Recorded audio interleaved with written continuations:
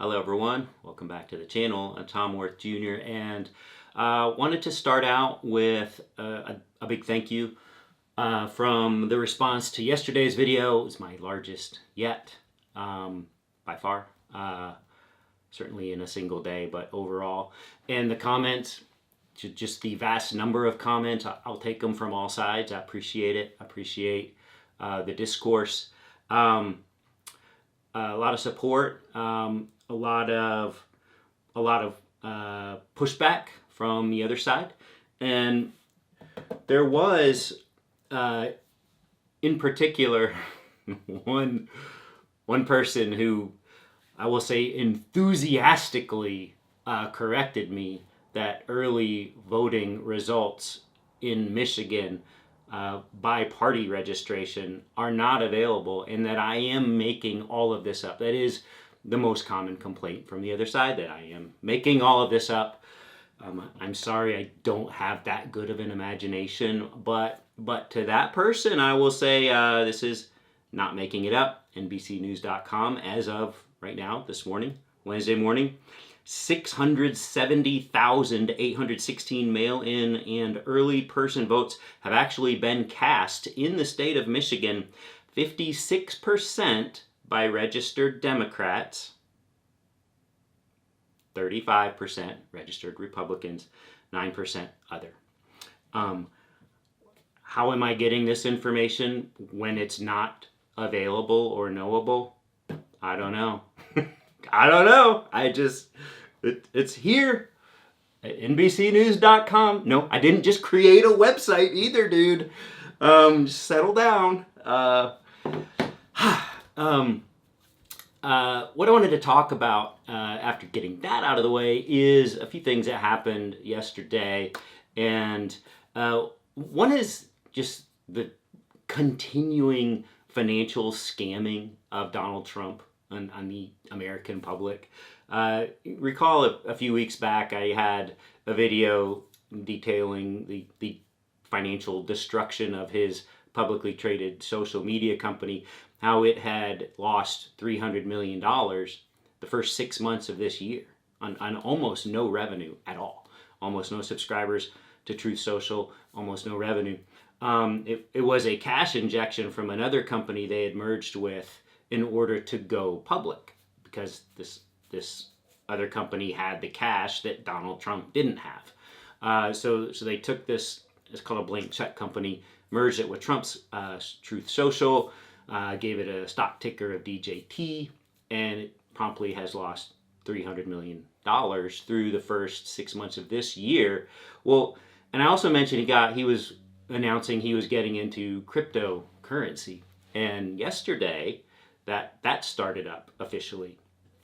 And let's see if this number sounds familiar. They had a stated goal of raising $300 million in starting this cryptocurrency company, which isn't actually a company yet. Basically, if you invest in it, they don't have any of the infrastructure ready to go yet or anything. They'll just, hey, they're good for it whenever they get things up and running. In the meantime, they want you to buy these coins. $300 million worth was their expected total to be raised. It came in at 11.8 million.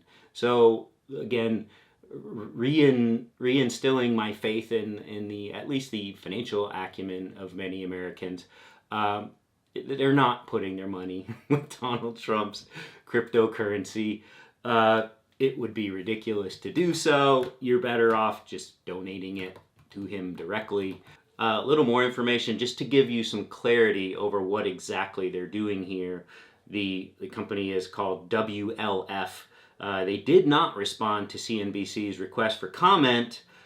Part of the problem was that the project website, the exclusive marketplace for the new coin, suffered regular lengthy outages, frequently showing a page we are under maintenance.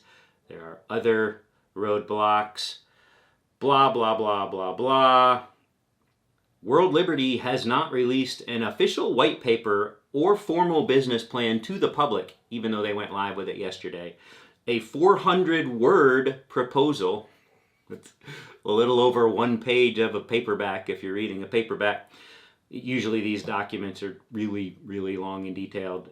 400-word proposal posted to their governance forum, which is used to discuss and vote on proposed projects as WLF. It's nearly all that's been disclosed. In the meantime, investment in the coin goes to the platform's treasury. Their website adds in the fine print that Trump and his family members may receive tokens from the World Liberty Financial, and that they are, quote, entitled to receive significant fees for services provided to World Liberty Financial, which amount cannot yet be determined. That's what they expected $300 million to go into. 11.8 million did. Other news from yesterday, Trump addressed this economic forum in Chicago with the Bloomberg guy who's been their editor-in-chief. And this guy was kind of taking Trump to task. And I'm not sure who was in the crowd. It wasn't normal business people because they were cheering Trump and booing the moderator on occasion. Like when the moderator said there wasn't a peaceful transfer of power, when he was pushing back against Trump, said it was all peace and love. The guy said it wasn't, and people booed the guy. So they're not normal economically minded people here. These are Trumpers who somehow got into this event. But he actually point blank asked Trump, if there was any truth to the Bob Woodward book's claims that Trump's talked to Putin at least 7 times since leaving office. He should not talk to Putin at all since leaving office. And Trump wouldn't answer. He said, I'm not going to answer that. But then he added, but if I did, it would be a smart thing to do, which means he did. Because the guy said, can you just answer yes or no? And Trump said, I'm not going to discuss that, but if I did, it would be a smart thing to do. He proceeded to belittle the guy because the guy knows what tariffs do. He's the editor-in-chief of Bloomberg. Trump said he had no business discussing tariffs. Trump said tariff was his favorite word in the language, in the dictionary. He told the guy he didn't know what he was talking about for his whole career. So that's Trump backing up his claims with facts. No, it's just like his supporters in my comments, just attacking me. It is. I didn't have trouble on the playgrounds growing up. But there were people that would always do that, and then as now I would just kind of laugh it off. It's kind of ridiculous that 40-something% of Americans want this guy as your president, and I know I shouldn't mock Republicans on this channel if I'm trying to appeal to you, but the ones who are doing the things I'm talking about, I'm not appealing to them. I don't even know why they're watching this channel. I don't. It's just to drive themselves crazy, I guess. But I thank you for the views. Okay. I got to talk about advertising in a second here, and YouTube and stuff. But something I just learned from someone last night. I'm trying to appeal to people who I know who are actually intelligent. They actually have good conversations. They actually can be fact-based, like in their professional life. And I know this from working with very smart people. But somehow when they leave the office, they shut their brain off. And I'm just trying to say there is a world of knowledge out there. There's nothing wrong with learning. There's nothing wrong with facts. There's nothing wrong with educated people. Though Trump and every fascist tries to demonize educators, they try to demonize information because if you know things, you can't possibly be on board with what they're trying to do. So everything you know, you learned at some point from someone. You didn't do everything in your whole life just by personal experience. You had to be taught things by people, and these people learned from other people, and it's just the way civilization goes. And to hold it against someone for being a subject matter expert on economics or on trade policy, that's not Donald Trump. This is people who have studied the impacts of these things as they have happened through history, and they're never good. They are always bad for the economy. And the only one saying they're good is Donald Trump and Wilbur Ross. And I don't know why you would listen to those people over every educated person. So I'm appealing to you to just treat this as if your own financial life depended on it, because it kind of does. When he starts, if he gets into office again and starts the trade wars again and the tariffs, whether they're 30% tariffs or 60% or 200% in some cases, your prices are going up. I'm sorry, they are. The thing I wanted to emphasize about advertising, I'm new to this. You can have your channel monetized. You can get paid for having ads on your channel. I don't have any say over what those ads are, but ads are on my channel anyway. I could just say, do I want to be paid for them or not? And I can assure you it's not very much money. But I learned from someone yesterday, and then I asked someone else about it who I know have seen some ads on my thing, and they corroborated it, that they have seen Trump ads on my videos. And this is the thing that kind of made my whole night when I learned this. I don't see the ads. I have the YouTube Premium that I pay a monthly thing for it, so I don't have to look at ads. But here's how this would go. Donald Trump is asking you, his people, for all your money to pay his legal fees and to run advertising campaigns for his presidential campaign.